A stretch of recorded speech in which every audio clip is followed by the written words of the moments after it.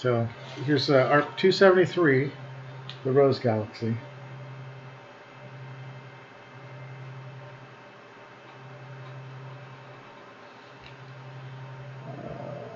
Let's see here.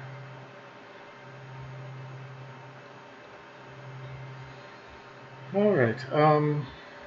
One more thing I have to get going here, and then we'll be up and running here. Objects. January. Okay. Scope moving.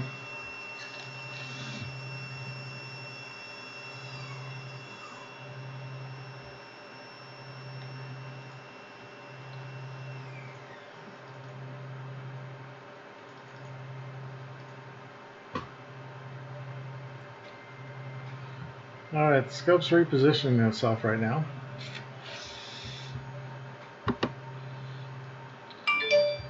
And let's just get this all set up for you.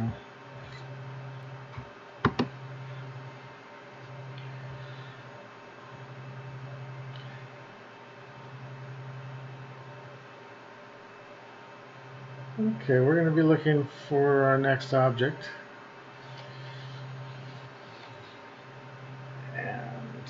And let's take a look at this.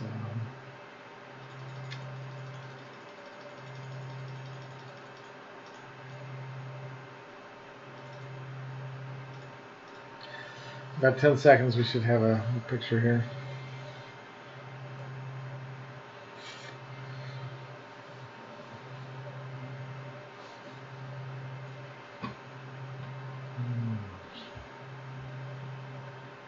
Bear with me here while we adjust some things.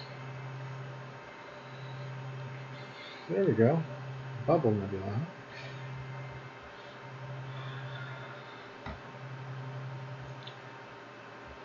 Okay, this is, well, let me see if I can lighten that up a little bit for you. An emission nebula, the bubble nebula.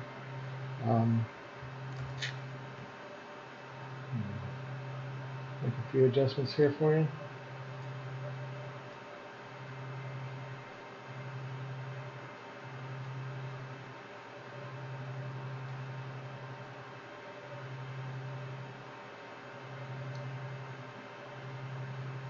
Let's see how much we can get out of it. We're using the new Atik Infinity camera. It's a brand new camera on the market. We've just installed it. This is our first broadcast seriously with it. We've done a couple little tests, but this is the first time we've really, actually I think this is the first time we've actually broadcast with it successfully. So anyway, this is the Bubble Nebula, and I'll tell you a little bit about it. We're going to go through the January list fairly quickly right now. I don't want to get too long because we've got some clouds maybe on the horizon here. So this is an emission nebula in the constellation Cassiopeia. It's popularly known as the Bubble Nebula. The main feature is approximately 3.5 light years in diameter. While this object resembles a planetary nebula, it is not. The bubble is formed by intense radiation from a large hot star about 15 solar masses that push nearby gas and dust away from it. It's forming a bubble-like cavity in a cloud, and apparently, nearby is the open cluster M52. However, the cluster is in the foreground only 5,000 light years away. So there's the Bubble Nebula. I should get, we should do some graphics here. While you're looking at that, let me make you a title for this so that when we replay it, people know what this is. NGC 7635. The bubble. Oops. I can't type tonight. Okay. And there we go. So that's NGC 7635, the bubble. Next we'll be going to M76. So take another look at that, and we'll be moving the telescope in just a second. I'm going to go ahead and switch back to auto. And let's see, how do we do? Need one more computer screen in front of me. Really?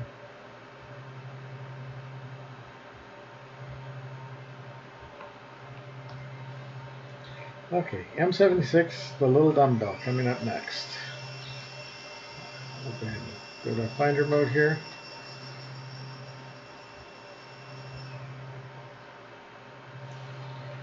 And here it comes.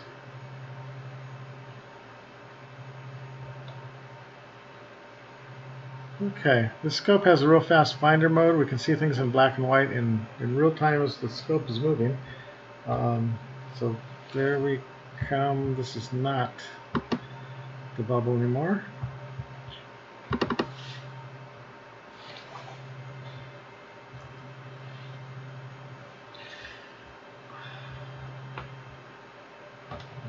Not getting things where I need them.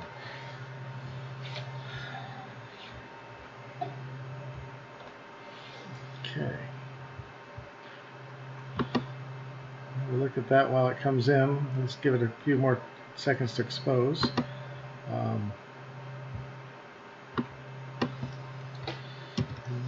This is M76, the little dumbbell.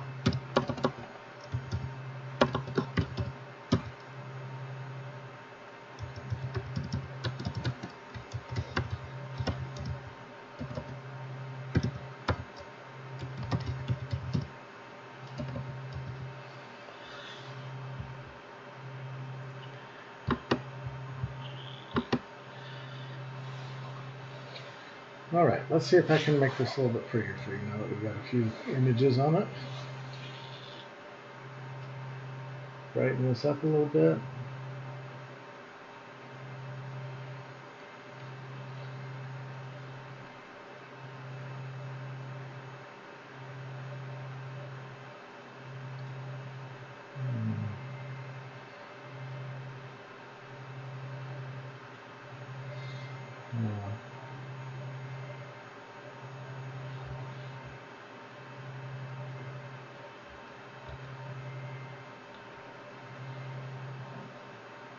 Let's just go and zoom in a little bit on here. With this new camera, we can zoom and position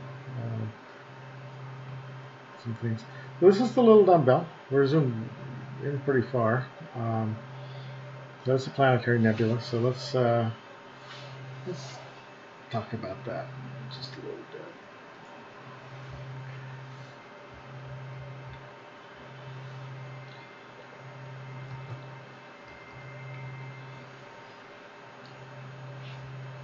So in M76 in the constellation Perseus is commonly known as the butterfly or the little dumbbell nebula. It is a standard planetary nebula with a 16th magnitude central star. I think I see that in there. The unusual appearance is due to the angle of the nebular ring extending outward from the white dwarf at about 42 K per second. Most of the visible light is emitted in the O3 doubly ionized oxygen band. So we can see there's quite a bit of blues in there. So that's the little dumbbell. Let's go ahead and go back over here. I'm going to go back to auto adjust here for exposure. And our next object will be M77. So go ahead and go to positioning here. You can see the streaks as the telescope's moving.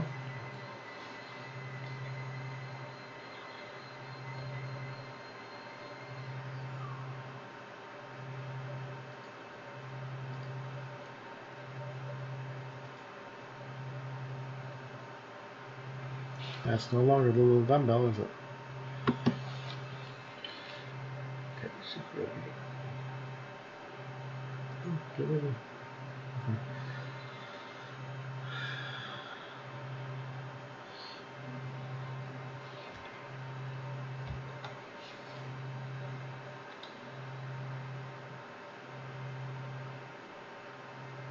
Okay, let's see what we can get out of this picture here. Do a 10-second exposure and get some color in this thing.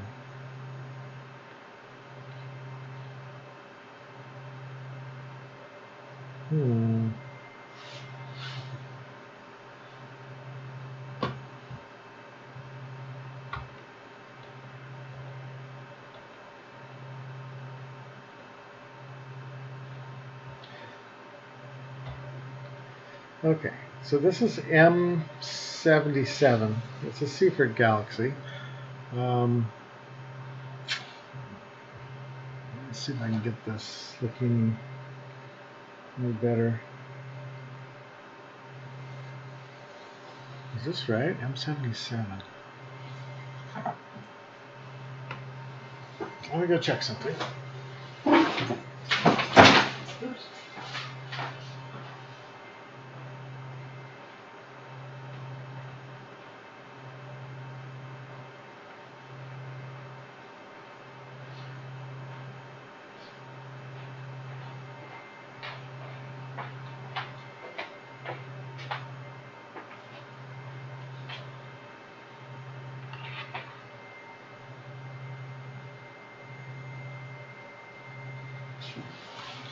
Okay, this is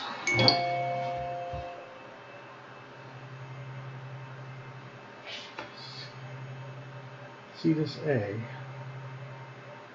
Huh.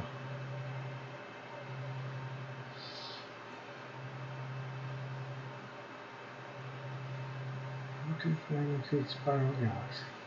I'm just looking here to make sure that the data is correct. Yeah, it just doesn't look quite like what I thought it would look like.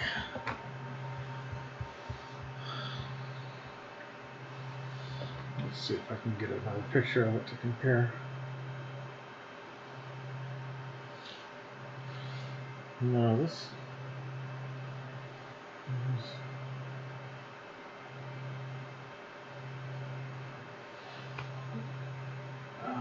M77.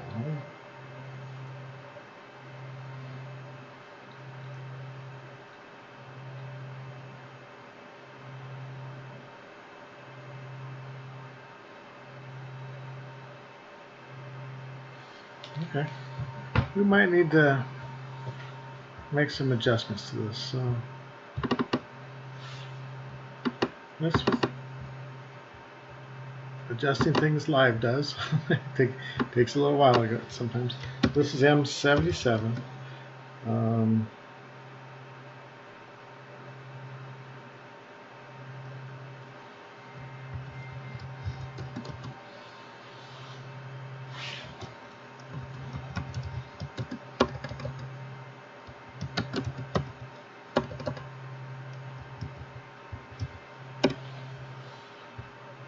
Probably need a little more magnification on this one too.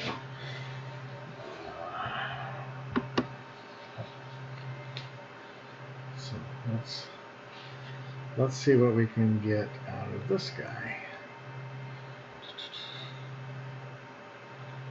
You know what? I'm going to go ahead and, oh, yeah, I can start to see.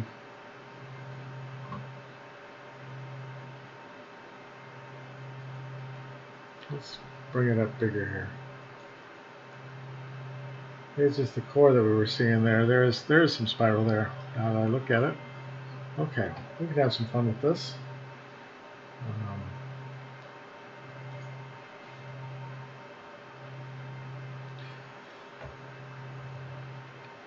Let's make some adjustments here. Increase the contrast a little bit, get the background a little bit darker. Let's lighten up the spiral arms here. See if I can unoverexpose the core of this galaxy. Bring it down to where we can see some. Oh, that's getting prettier. Yeah. Okay, there's something there. And we'll bring this back here to see the outer arms. So it's almost like two sets of arms there. This one takes a little finessing to get, and I'm also wondering if we're not looking through some clouds. Let me go. Didn't mean to do that. Sorry. Just way overexposed it. Start over. Bring the whites back out here. Gal back.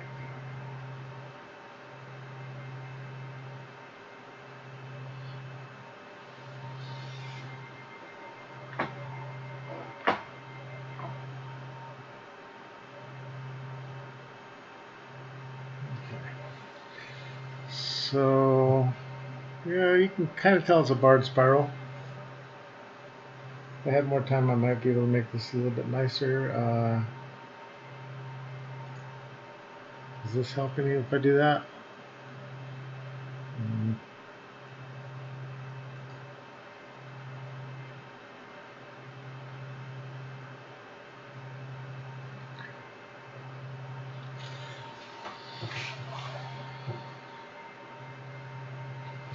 Okay. Let's do this one.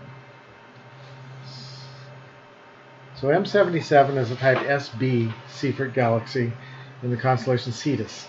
It's one of the largest spiral galaxies recorded by Charles Messier. The brightest arm structure extends beyond 120,000 light years in diameter. You can see the central bulge and the inner arms visible. You can barely see the outer arms. So there, that's M77 Cetus A. That's what barred spiral looks like. Yep.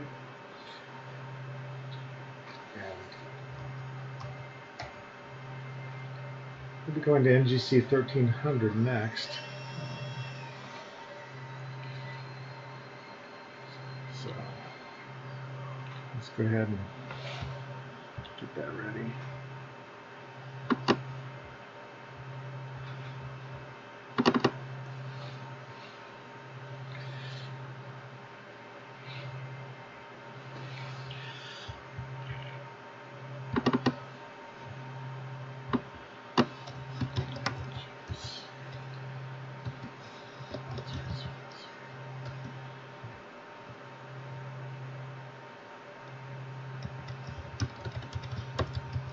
This is an open barred spiral.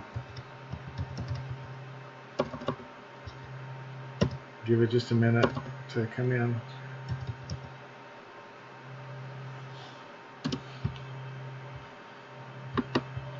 Very nice spiral. Looks like we've got some streaking from the movement of the telescope. Let me reject those frames.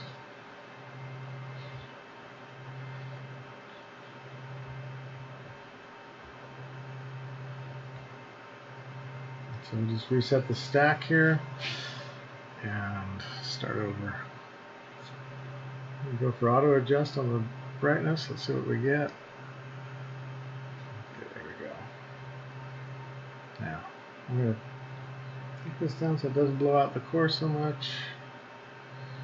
So one nice thing about this new camera we have is it can stack multiple images. This is looking at 3 10-second frames now. So every 10 seconds it'll get a little bit nicer. Some of the graininess will go away. Now we're looking at 4 images. So it just gets a little bit less grainy. After a few have stacked, then it starts cleaning up quite a bit. This is a pretty faint object. I think I'm fighting some moisture, but let me bring this down so we can see the core of this galaxy a little bit better. And then I'm going to bring this up to see the arms. And take the sky down darker, see if we can get a little more contrast.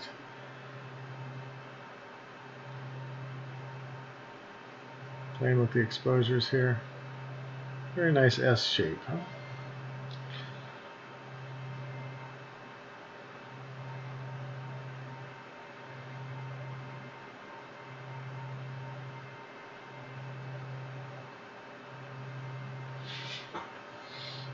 Okay.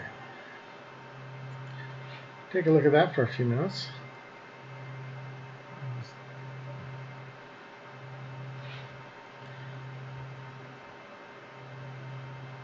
we'll get ready to get set up on the next one. Did I read about this? Maybe I need to read about this. NGC 1300 is an open barred spiral galaxy in the constellation Eridanus. The diameter of this large galaxy is about 150,000 light years, with about 50% larger than the Milky Way. The core of the prominent bar is composed of a tightly wound spiral of stars orbiting a black hole. The light from this galaxy has been traveling since before the dinosaurs became extinct. So there's NGC 1300, an open barred spiral.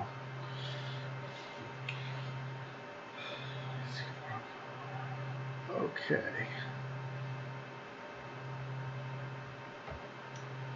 Let's go ahead and go to IC 405, the Flaming Star Nebula.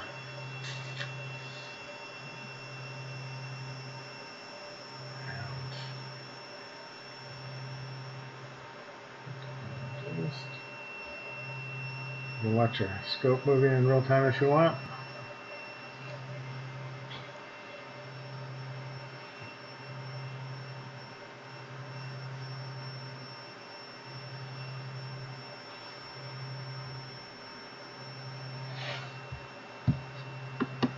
It's going all the way over to the other side of the sky.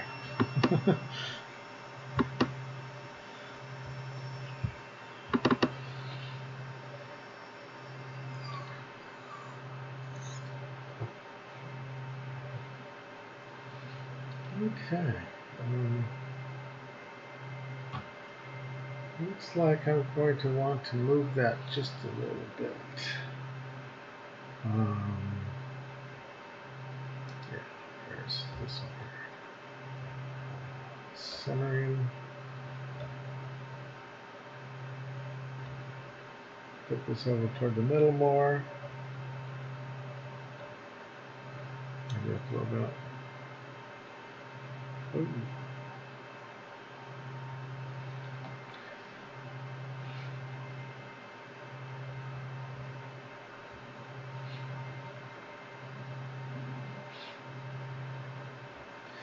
Okay.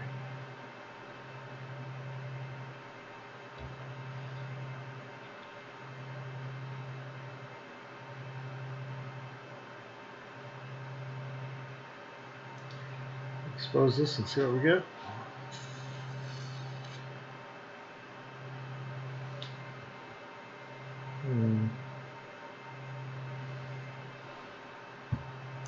Haven't looked at this yet with this new camera, so bear with me.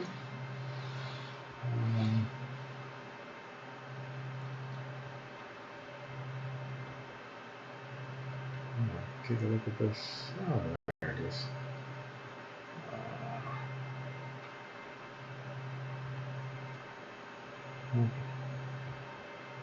We need to zoom out on the camera. We zoomed in a little bit too far here.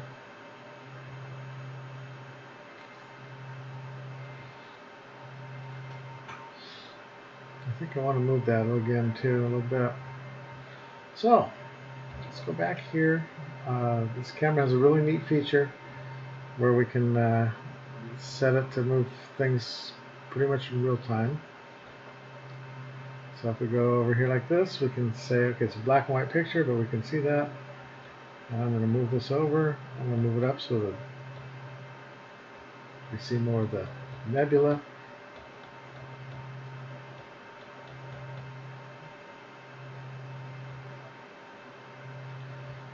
Okay, that looks pretty good here. And maybe over just a little bit.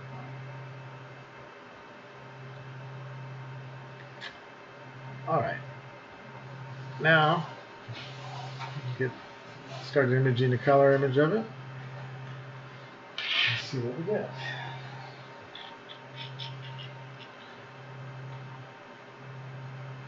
Much better. Okay. Let's let a few of those expose for a minute and see how that comes in. Get a little bit better as it goes. So. And then we'll talk about it.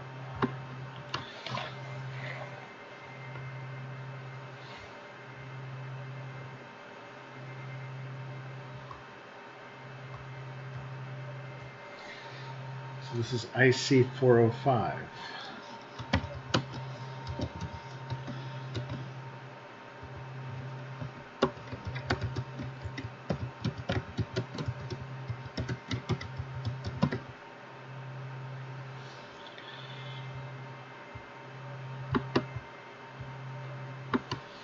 Okay. It's looking pretty nice. Are we losing anything from that graphic down there? Let's take a look. A little bit. Not much.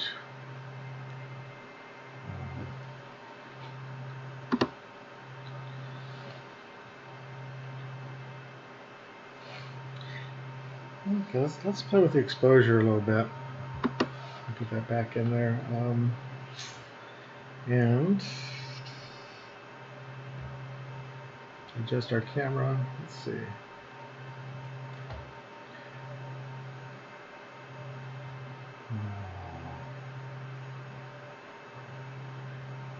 I'll overexpose the star a little bit more, see if I can make some of the structure brighter.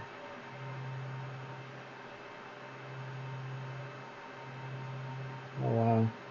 Look at all that to look at in there. That's pretty.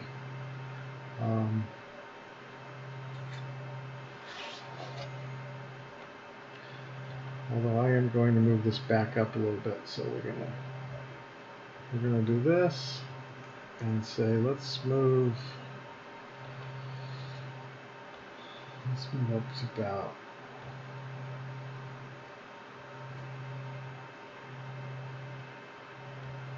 there we go. Oops.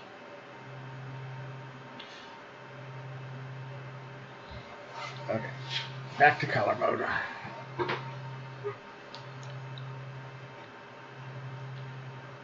10-second exposure coming up right about now.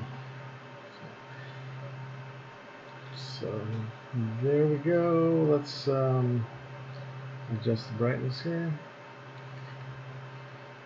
We have several different presets we can do if you really want to see the edges of it. Let's start right about here and adjust this back like I did a minute ago.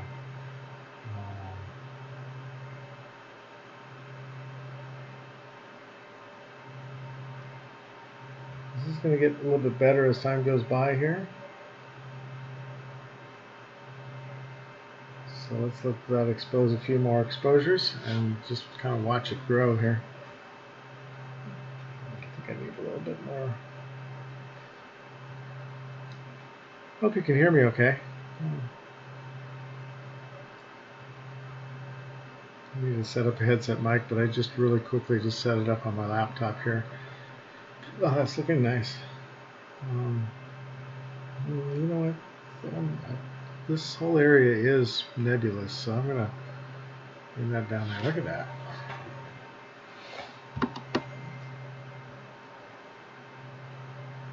This is called the Flaming Star Nebula.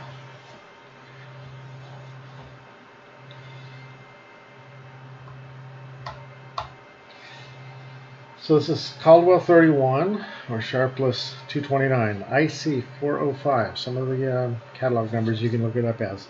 The Flaming Star Nebula in the constellation Auriga. Its relatively bright reflection and emission nebula surrounding the 6th magnitude variable star AE Aurigae. I guess that's how you'd say that.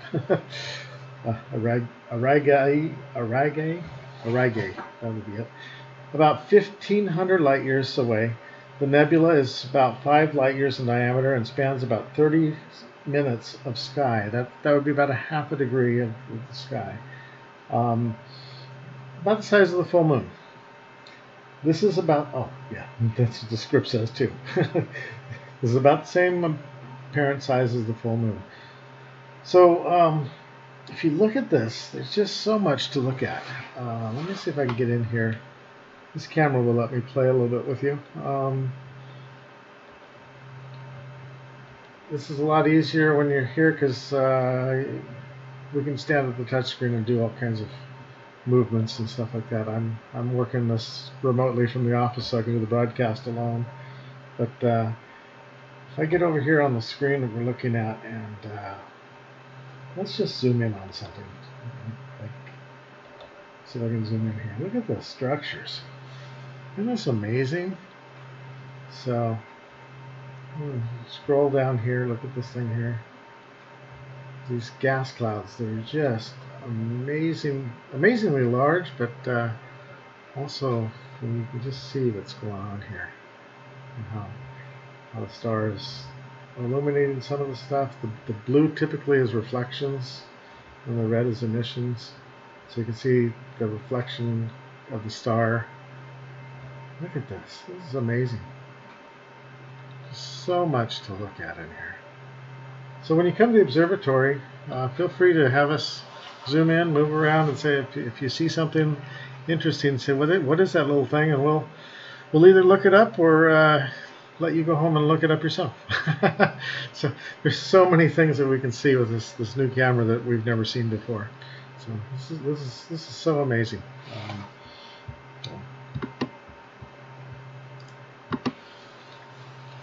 Okay, that's pretty. I'm gonna take that out for a second here.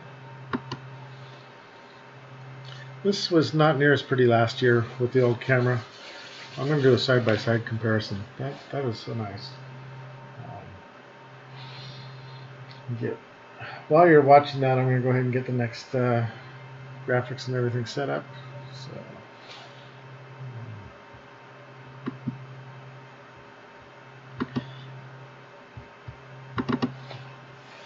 where are we going next?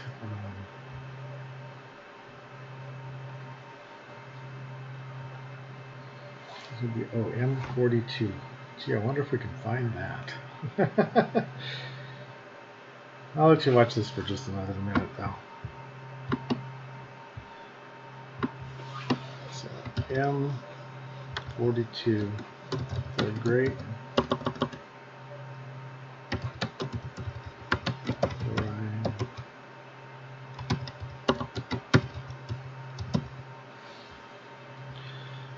Okay. Yep, there it is. Okay, so scope moving.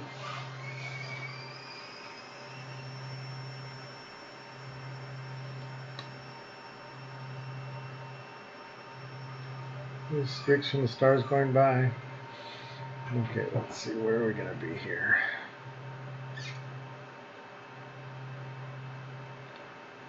Okay, let's move that over.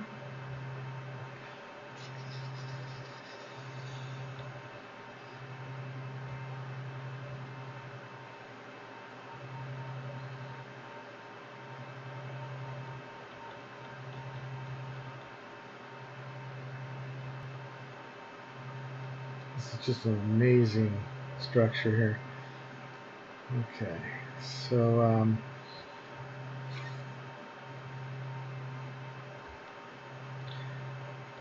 one thing I'm going to do is this normally is presented in the sky. It's flipped around this way. This is how you'd see it with your eyes. Okay, so I'm going to go ahead and go to color mode here. 10 seconds, we'll have a color picture. It's not a bad black and white picture. That's the near real-time picture that we use for positioning.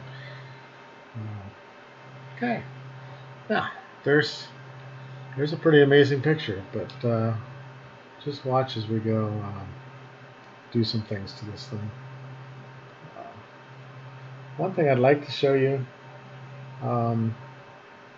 is if you take a look in the middle here. Whoa, that's the wrong way. Let me get back out here. I'll slowly speed this up and show you in the middle here. There's 4 little stars. I think I'm going to have to go even faster. Let's zoom in and show you that. This is called the trapezium. Oops, and I'm lying to you on the graphic too, huh? Okay, so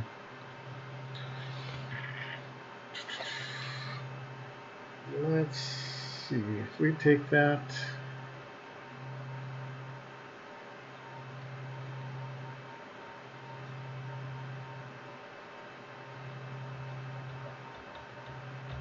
down to like 0.1 seconds.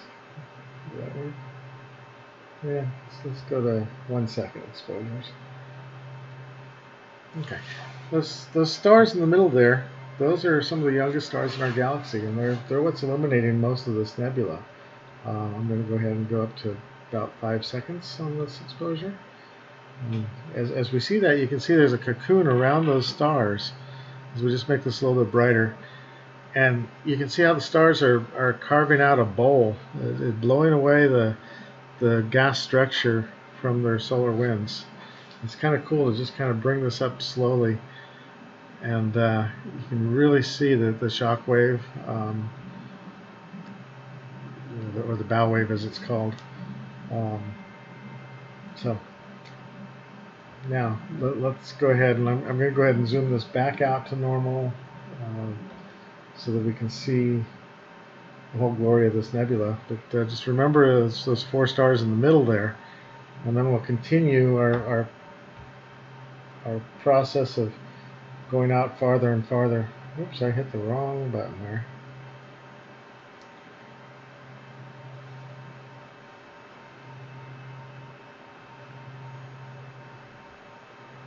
Let's just lighten this up quite a bit so we can see the structure. So I'm not going to worry so much about the middle now, but I'm going to show you some of these gases surrounding. This is a huge area of the sky, and there's dust and everything in there. So making this brighter and brighter.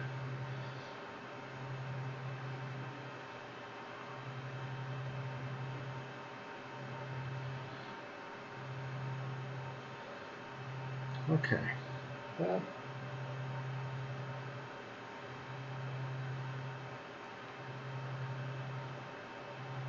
How's that look? Pretty impressive, huh? Just absorb that for a little bit and look at all the swirls and the colors and the darks and the lights. If we look at this, we can see there's dust. I'll put a little pointer here. There's this dust stuff over here coming into this area. This was the trapezium where those stars were. You got the gases and the reflections. You can just see this whole three-dimensional looking structure. And look at all the swirls out here. There's just so much to see, and this is, this goes on for quite a ways in distance too. Let's see what Forrest has notes on this. Some of the technical specs for the Orion Nebula. It's in the constellation Orion. It's the brightest diffuse nebula in the sky. It's known as the Great Orion Star Factory.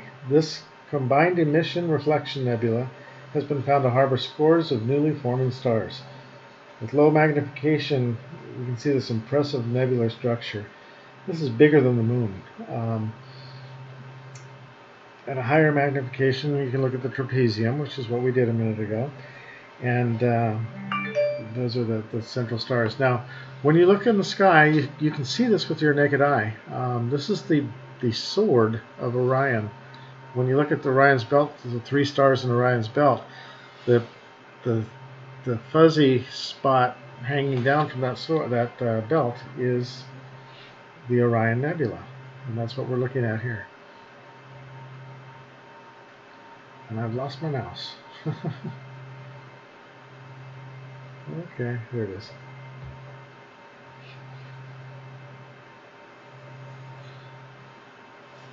Next, we're going to go to the Crab Nebula. But before I do that, I'm going to go ahead and move this. And let's see.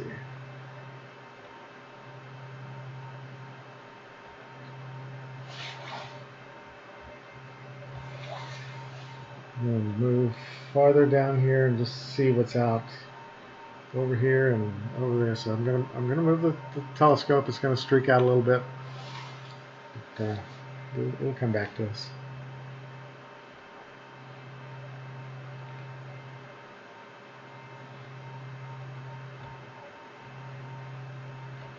to reset the stack so we can see what we're getting. I just want to show you a little bit more to the right and below this. Oops, not the wrong way. But,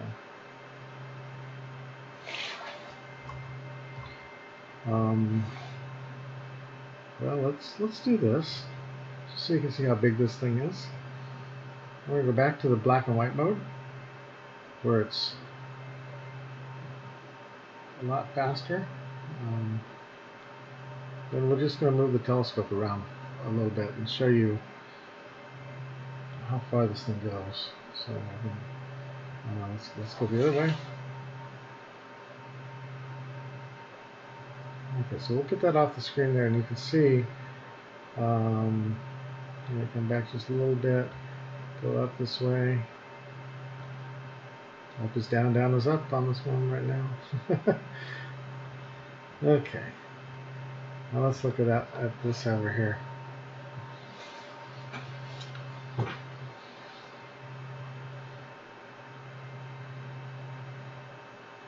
It's just amazing things that you can see when you keep looking at this stuff.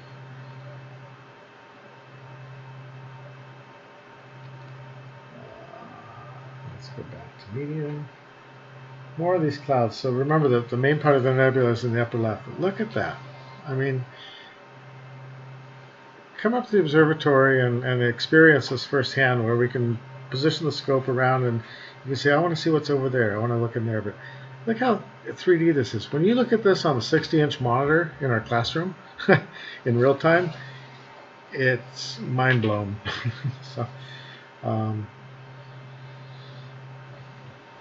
So I'm just going to let that integrate for a minute so that we can get a little bit more clear.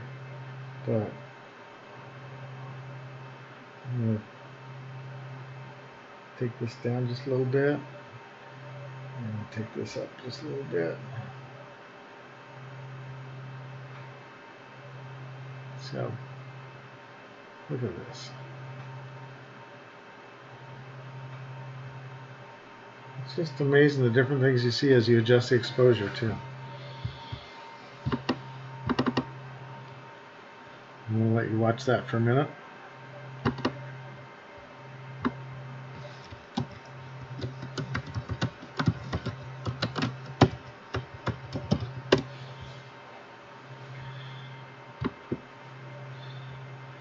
Okay. It's time to move on. I hate to. This is so pretty. Go back to auto range. Low scale. So this is auto adjusted. That does a pretty good job too. All right, let's move over to the Crab Nebula. So that's next on our stop.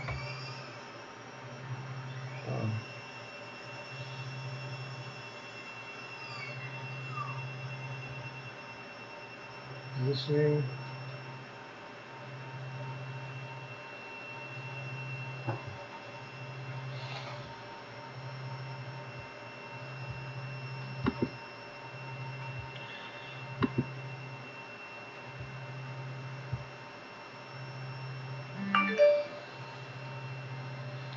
Having to flip the telescope all the way around.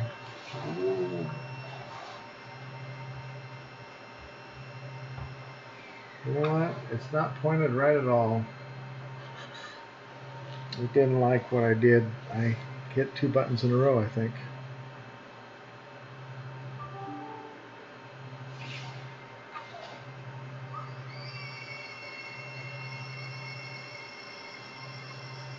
Okay. I'm going to have to reset the telescope here, so stand by.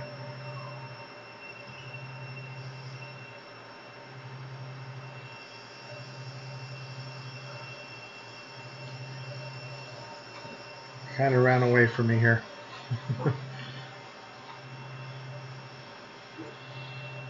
Well, there's an interesting thing that we can do while we're waiting. We did that. What is the telescope doing out there? That's not where it should be.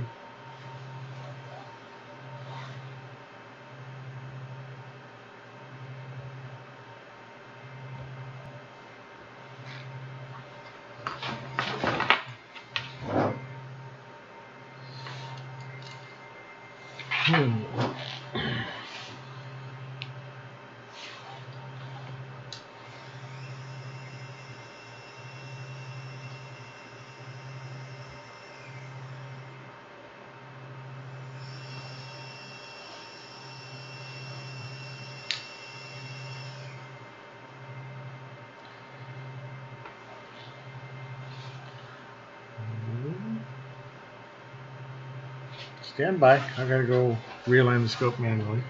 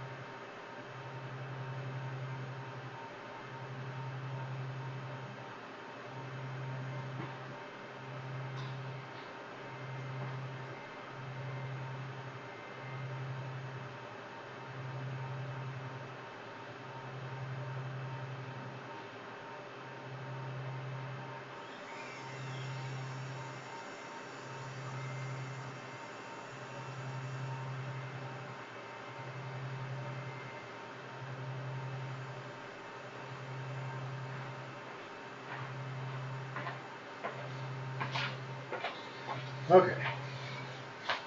I think crisis averted. Although in doing that, I think I have to restart the scope software.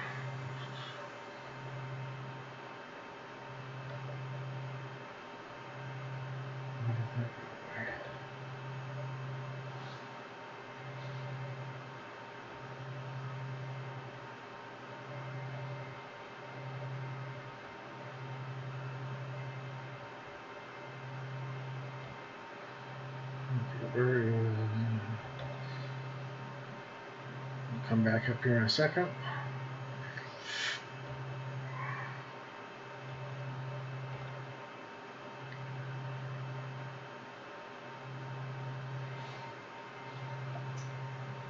This should be Aldebaran. Yeah.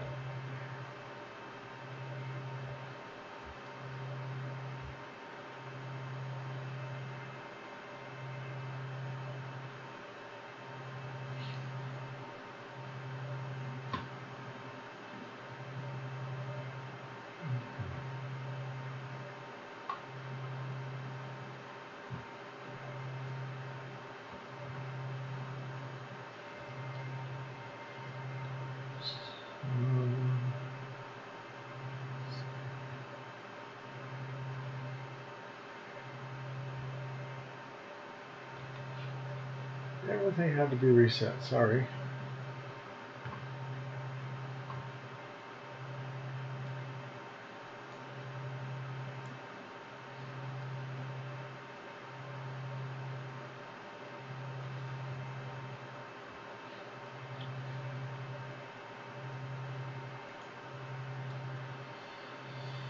Okay, I gotta go realign the scope out there with Aldebaran.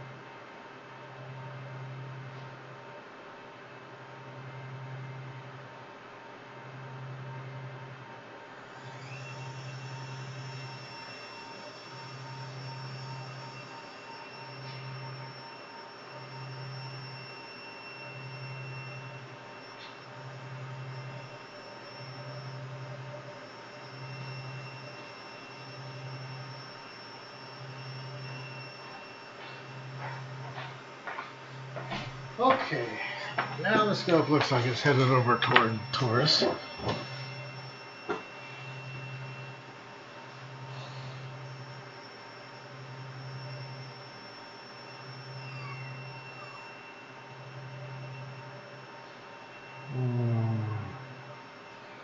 Let's see if this works. Aha, okay, close. Just had to do a quick realignment on the scope. Let's center that up.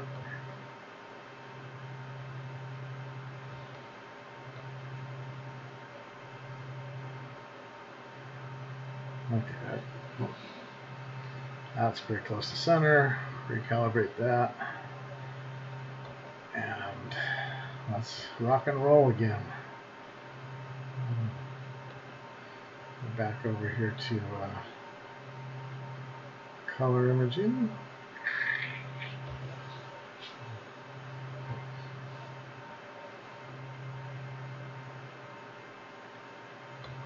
Go back to 10-second exposures.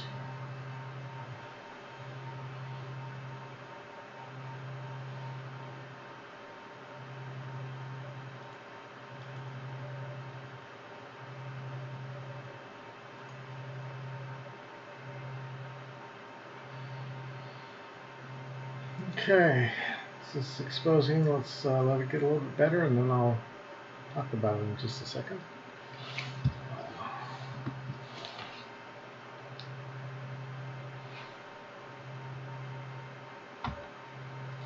Go ahead and zoom in a little bit too.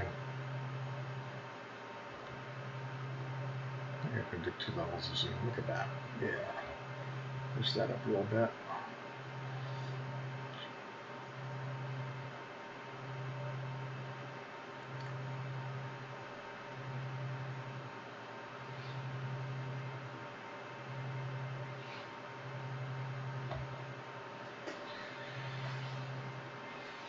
That looks pretty good on auto. But I'm going to bring it up just a little bit more, see if I can get a little bit more out of this.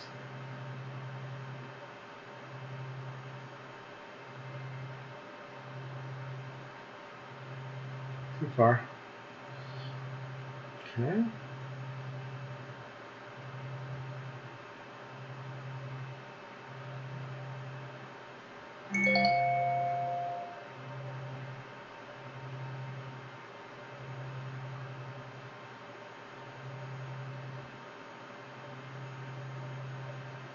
Okay. There we go. So, there's the Crab Nebula.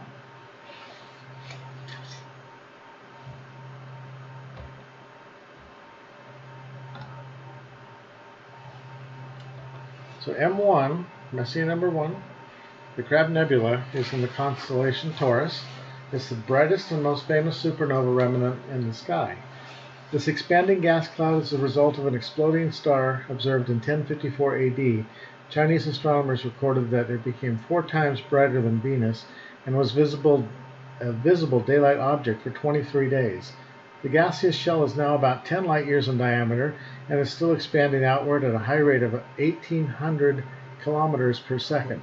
The 16th magnitude neutron star that remains from the supernova has been compressed to only 30 kilometers in diameter and is spinning at 30 times per second. Much of the light emanating from the shell is said to be a product of highly polarized synchrotron radiation versus simple emission radiation. What's the difference? I don't know. Have to ask Forrest. That's M1, the Crab Nebula. Let's zip over, because we're running out of time here. To NGC 2683 will be next.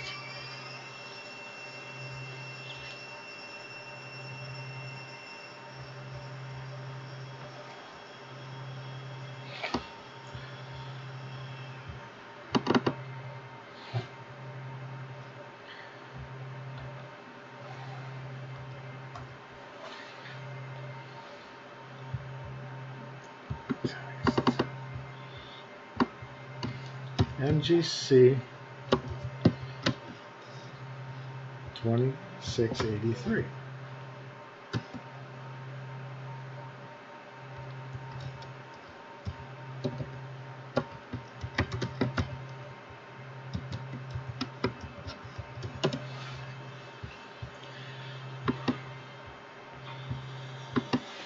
Okay, this is called the UFO galaxy for fun. But I need to make some adjustments here to get this right.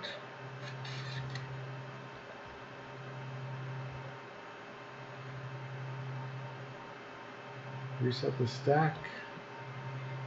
And oh, it's not moved.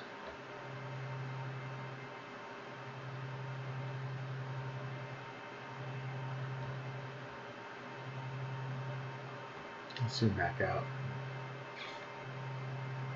We're just going one level of zoom.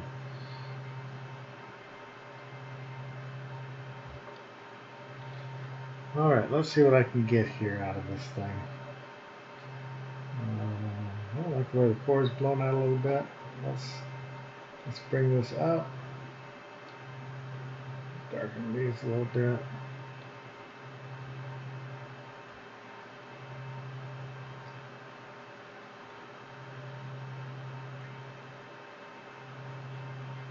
Okay.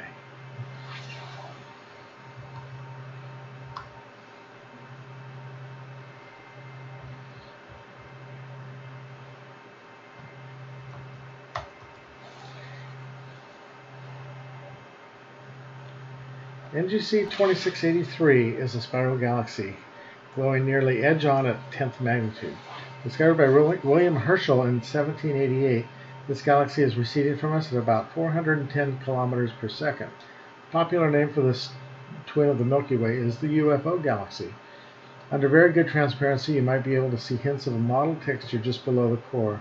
These are portions of dust lanes within the spiral arm structure. You can kind of see that. We're getting a little bit of cloudiness here, but I do see that a little bit. Okay, so that's kind of rounding it up. I'm running out of time, but let's see if there's a couple more on the list that we didn't used to do with the old camera. Let's see how they look on this new camera. Mu Cephei, the garnet star.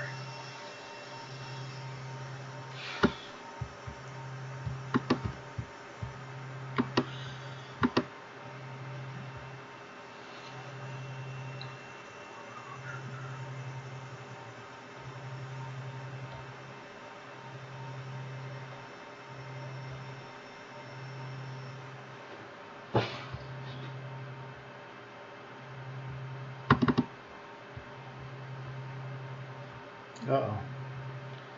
I think that might be getting some of our building.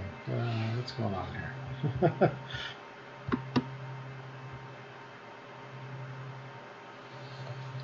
Where are we playing? Oh.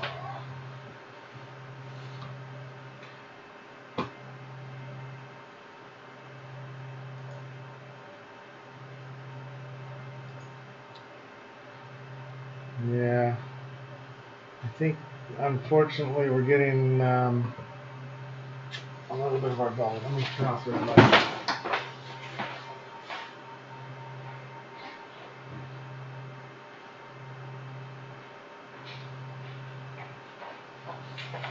That's the light from the observatory bouncing off the gutters. And the white balance is trying to make it white, but it was red. Now that's kind of the blue light coming from the computer screen, I think.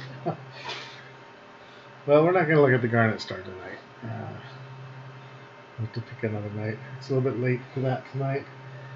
Normally,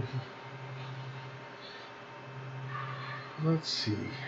So what's the next object we could take a look at? Eta Cassiopeia. We'll just rip through these last couple things, see what we get.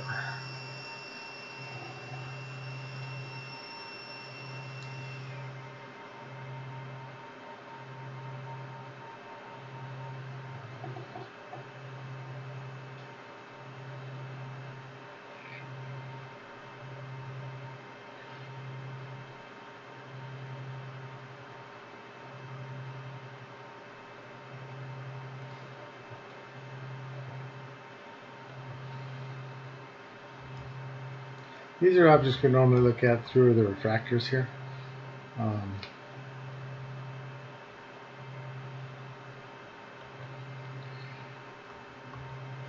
Let's let this settle down here. This is a well-known binary. I don't know if we can tell it's a binary on here or not. Oh, come on. I have to reset the stack.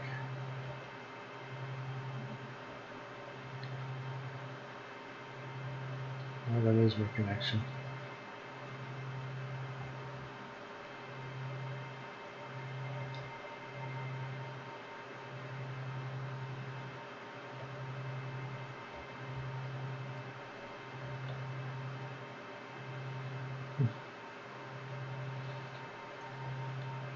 Really?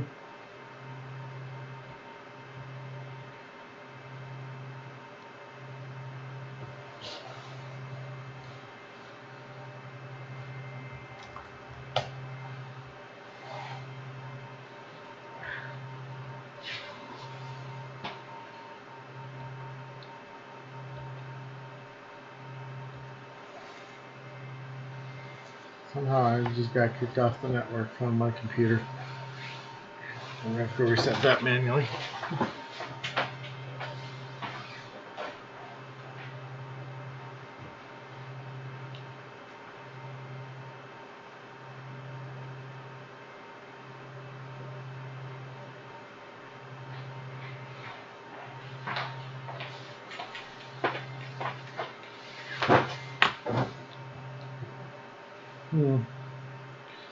Okay.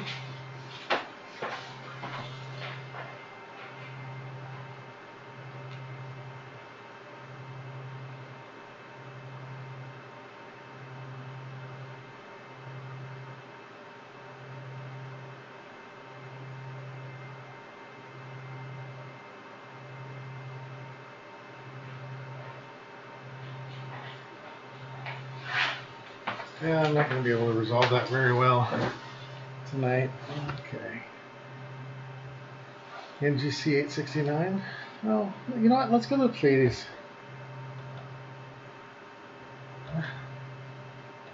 My computer is not cooperating. It's about time to stop. One more thing. We'll go to the Pleiades. I'll go out there and do it.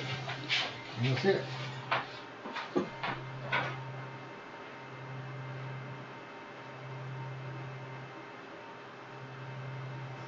Go moving.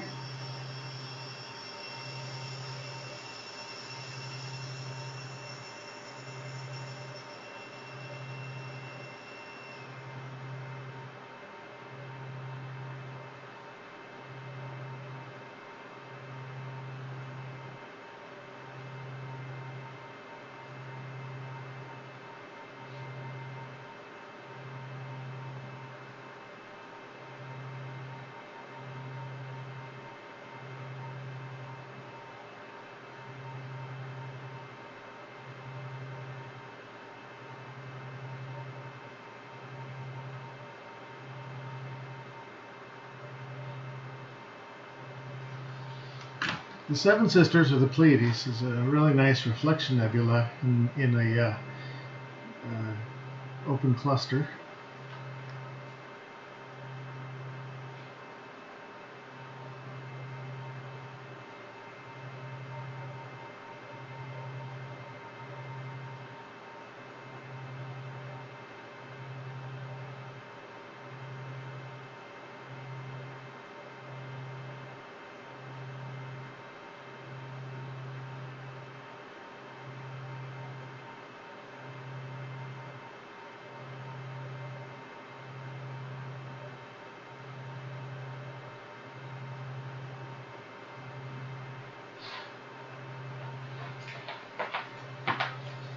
Okay.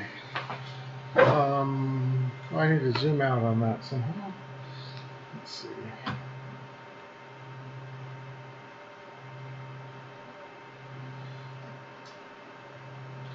And considering it's not letting me see the other monitor, it's kind of hard.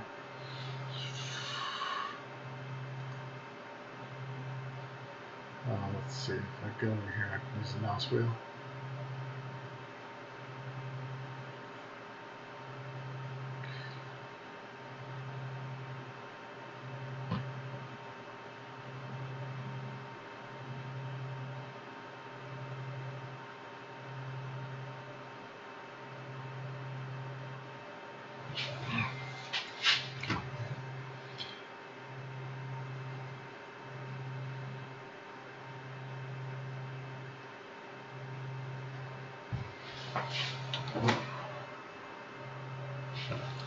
We're not having a lot of luck here.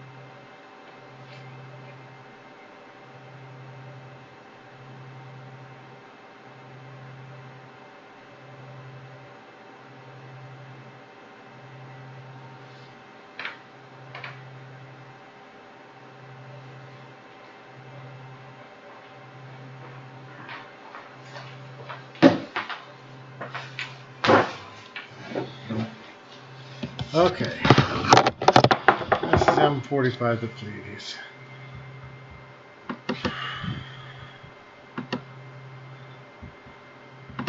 Take a look at that for a minute.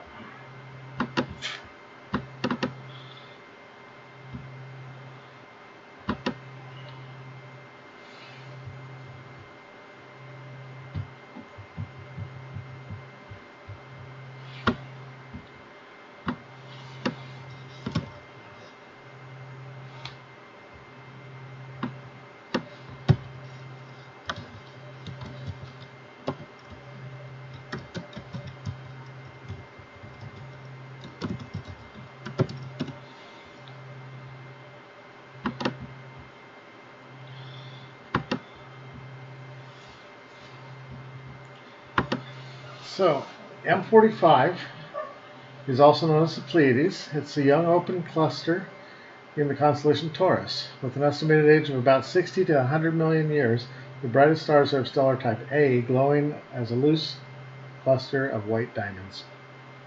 On exceptionally clear evenings, you may discern a faint blue reflection nebula around the major stars.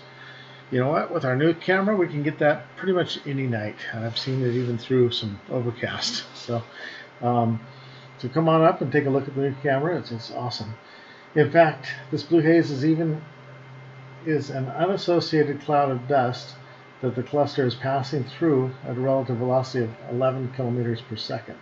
The little 70 millimeter reflector we have on the 17-inch scope is a really nice tool for looking at this. So binoculars are great for looking at the Pleiades, but to see the nebula on here, this camera does an awesome job.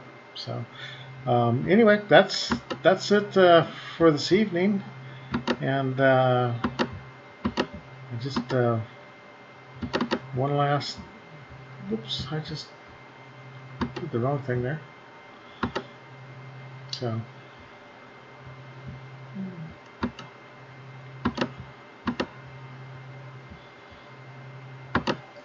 So I hope you enjoyed watching this tonight and got a lot of pretty stars and things like that. So hopefully we'll be doing this more often, and we'll have other people here and we'll do a nice show for you. But I was happy that we had a break in the clouds tonight, that we were able to get through our January list and show you what we have to offer. So come on up to the Community Observatory any Friday, Saturday, or Sunday evening that is clear, and we are open in the wintertime this month and next month, until March from 7:30 to 9:30. In the summertime, if you're watching this on the replay, we're open from 8:30 to 10:30. So again, have a good evening, and that's it for the Community Observatory tonight.